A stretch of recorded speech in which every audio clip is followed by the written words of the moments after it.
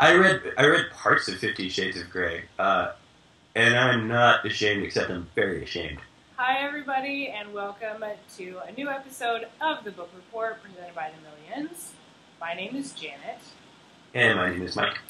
And last night was the first Republican primary presidential debate. Is that what it's called? In my opinion, if we have to start paying attention to electoral politics 16 months in advance, I'm more than happy to have the first 3 months be a total waste of time. Absolutely. I don't want to start talking about the issues yet, do you? Mike and I are going to talk about characters from literature that we would like to see in the Republican primary. The first fictional character that I wish was in the Republican primary is one Mr. Atticus Finch. And here's what I want, is that, Atticus Finch is maybe, a very popular Southern governor of, say, Georgia, and looks like Gregory Peck, and everybody's very excited for him to enter the race. And then, at the Republican primary, guess what happens? He's a racist. Yeah, my number one is fairly similar. He's kind of considered an Atticus Finch type character, I think, by a lot of people in literature, and that's Christian Grey from 50 Shades of Grey by E.L. James.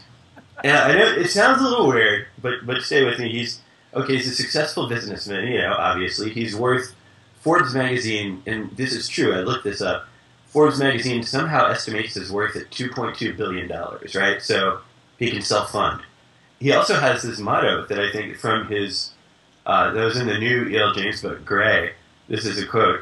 Again, look this up. This is what I spent my weekend doing. But yeah, perfect motto. Check it out. People like me like inflicting pain. I am used to making women cry. It's what I do. So, I just think it would be, a natural choice for the Republicans, and just to open up a lot of interesting dialogue, interesting, poorly written dialogue. My second Republican presidential primary candidate is Edmund Pevensie from the Chronicles of Narnia. Oh, okay. All right. You'll remember him as the younger brother. What I think he would bring to the field is just nonstop whining and complaining and without any constructive ideas. There's too many people who say they're going to solve things that nobody is ever going to solve. Yeah, so let's have a guy who's just like, throwing a little I'm tantrum not on going to stage. fix anything, but I want the power so I can have candy. My second choice would be Congressman Greg Stillson, who is an independent from New Hampshire. He's a character in Stephen King's The Dead Zone. But Stillson's a kind of crazy guy. He thinks he can solve air pollution by putting air pollution in plastic bags and sending it to outer space, which is actually more plausible than most of Donald Trump's plans.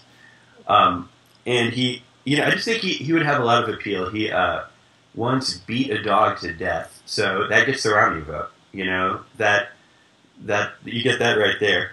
And he also once tried to survive an assassination attempt by using a baby as a human shield. Maybe this is kind of cheating, but Frank Bascombe from the Frank Bascombe series of books by Richard Ford. My conception of Frank Bascombe is forever influenced by the time I met Richard Ford. And Richard Ford, it has to be said, is the most impressive man I've ever met. He lives in Maine. He's over 6 feet tall, very striking. He has bright white hair. And when he walks into the room, it just looks like he just walked out of the mountains into your presence. Honest to God, best handshake of my life. Wow. Blew every other handshake or human interaction I've ever had out of the water. It was like shaking hands with a mountain. I think Frank Bascombe / Richard Ford would make everybody think that they're a Republican the way that Obama makes everybody think that they're a Democrat, or did in 2008. Yeah. He would be one of those candidates where it would be like, you know what? Whatever this guy says is what I believe. As for another woman in the field, I was thinking Eloise, children's book character. And it stay with me, right? Because, like, you know, maybe not what you'd think of first, but she lives at the tippy top of the Plaza Hotel, so she's, like, fucking rich. She could probably self-fund. She speaks in that, like, really annoying, affected posh accent, you know? You know, it's just comes from, you'd have to believe, a background of financial privilege. Just be entertaining to see her up, you know, standing on a stool behind one of those podiums with her pug. A rich little girl is kind of what the debates need. Just because it would also be fun to see Donald Trump make her cry. Thanks for watching. We will be back next Friday, and that's all I have to say. You'll never walk alone, Mike. You'll never walk alone, Janet. Eloise is weak. Pugs are losers. I got a dog, it's huge.